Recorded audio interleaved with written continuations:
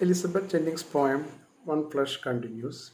In the first stanza, we have already seen how a couple, husband and wife, live in the same room but live like total strangers. The husband is in a world of his own, reading a book without having any concern at all for his wife. The wife also lives in a world of hers by dreaming of her girlhood days. Though they live in the same room, they hardly care for each other. They are totally separated from each other. That was the plight, the predicament of the couple as we find them in the very first stanza of the poem.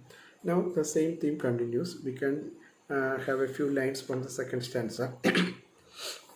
Tossed up like a flotsam from a former passion, how cold they lie.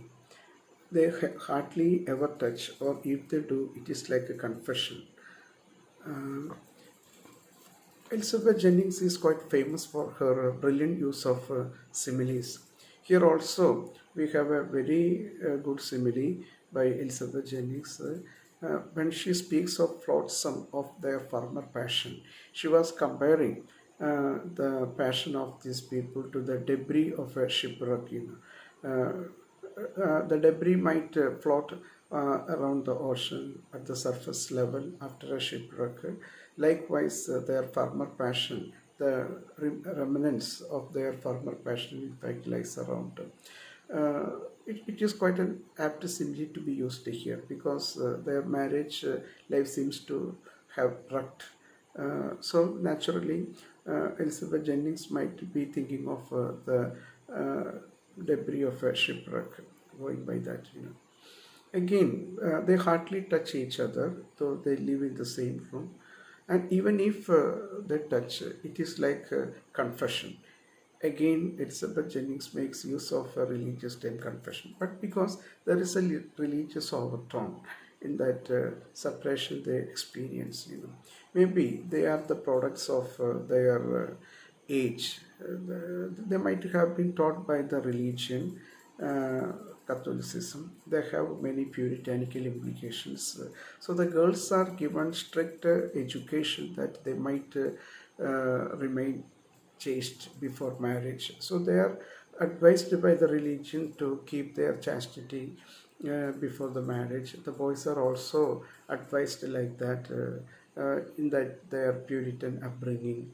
So this couple, these people, when they grow up, when they get married, might indulge in physical fulfillment because of that overwhelming passion as a result of their very young, dynamic age.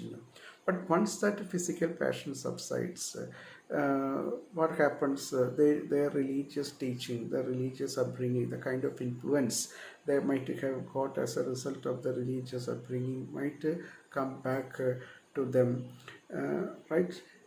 So once that physical passion subsides, that abstinence they might have been taught by the religion and the society, the puritanical society, might come to haunt them. But it should not be so because, as per Catholicism, the couple are united by the will of God. The marriages take place in the heaven. So even if the physical passion subsides, they might have remained so close to each other. There might have been a spiritual unity between them. But they also might have been the victims of the degeneration that happened to the post-war society. That might be the reason why they live like strangers once that physical passion subsides.